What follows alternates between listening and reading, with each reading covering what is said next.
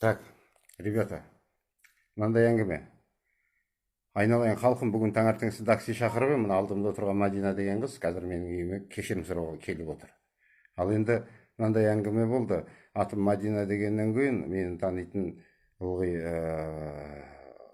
звондайтын клиенттерім, сондықтан атын айтқаныңа, менің атымды айтқаныңа мен қазақша байқамай ауысып кетіп едім осындай.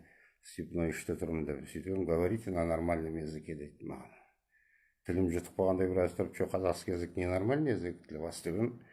Соны значит говорите, я не понимаю на нормальном языке деді да, телефонды қоя салды. Қайра звондап едім, Вера деген қыз алды. Содан кейін Верамен сөйлестім, такси шақырдым, ашуға мініп, сол такси бойынша мен неге бардым? Такси нелерінің управлениесі. Барсам жаңағы жерде Андрей деген бала бар екен. Содан кейін Мадина жоқ деп сол жерде жасырды ма, білмеймін, қаптаған қыздар отыр, операторлар. Содан кейін телефонмен звондап кешірім сұрап жатыр да, жаңа бастықтар звондағаннан кейін ондай болмайды, үйге келіп кешірім сұрасын деді. Мадина, вот такие дела. Мы живем в Казахстане. Государственный язык наш казахский язык. И вы представились мне как Мадина, поэтому я автоматически перешел на казахский язык. Если я этим вас оскорбил, я принесу извинения. Я не знаю, да. Если для вас оскорбительно к вам, если обращаюсь на казахском языке, будучи даже вы казашкой, да, вы снизу. То есть от вас, от нас, вот такое дело. Мы должны все равно к этому прийти. У нас государственный язык казахский. Это исконная казахская земля. Мы здесь живем тысячелетиями. Вот вы втроем приехали, да, сейчас? Вас отправили, вот Андрей, там кто-то еще парень выступал. Ты ж слышал, что не надо снимать меня шовинистическими наклонами немножко. Отправили сюда вас только опять казахи. Пусть казахи друг с другом там перегрызут, глотку перегрежут себе на русском языке, на нашем языке. Вот такой подход, наверное, был. Да? Нет, я супруг Марины. Вот Армана послали, почему-то Андрей не пришел. Теперь я вас слушаю. Хорошо, во-первых, Про про язык я ничего не говорю. Я сказала, нормально говорите адрес. Не быстро, а медленно. Потому что вы очень быстро говорили, я не понимала. Во-вторых, я вам потом сказала, я не понимаю, к сожалению, на казахском языке, говорите по-русски. Про язык я ничего плохого не сказала. Теперь про слово «русский» в нашем диалоге вообще не было слова. Вы сказали, говорите на нормальном языке. Ну да, но вы привыкли к этому, вы не первый раз это говорите, это постоянный лексикон. Даже в данный момент в этом отношении вы не виноваты. Не. Давайте включим запись разговора и послушаем, где я говорю, говорите на нормальном языке. Давайте.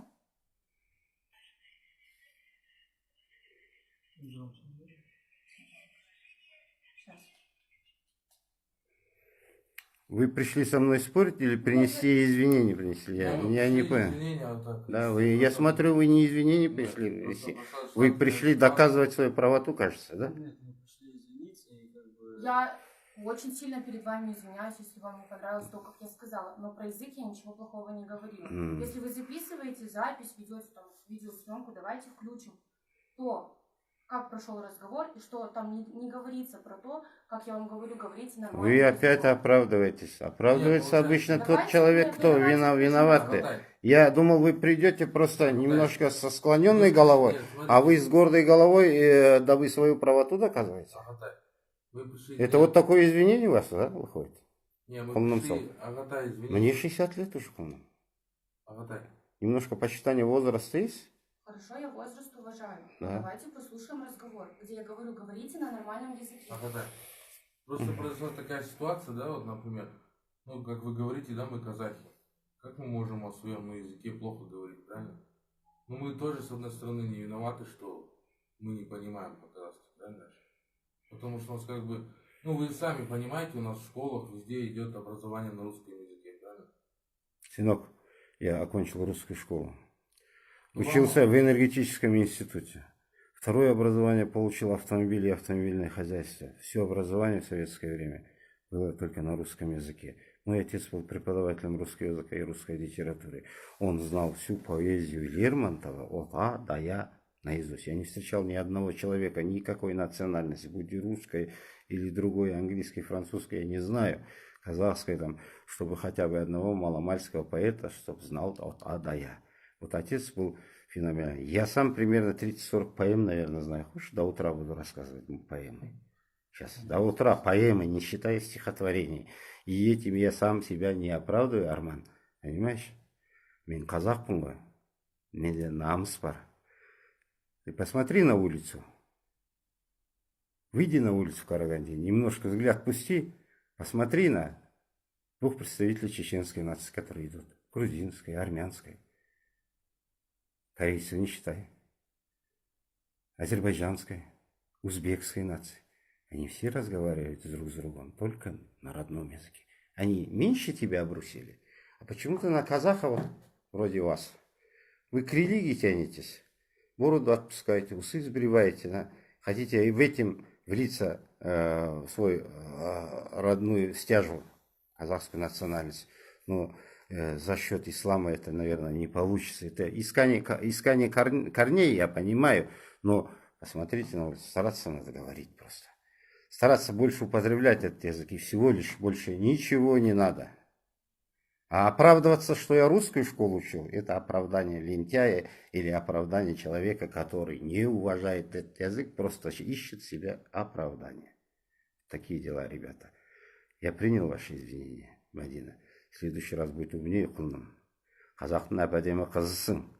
Қазақтың қызы кім деп көрсетсе, мін деп көрсетуге болады ұялмай. Көзің бақырайып нете берсің. Ал сырттан бәрібір де сен. Орыс болайын десең түрің келмейді. Қазақ болайын десең тілің жоқ, құлыным. Тіл керек. Язык является великим носителем любой самобытной культуры через века. Нет языка, нет народа.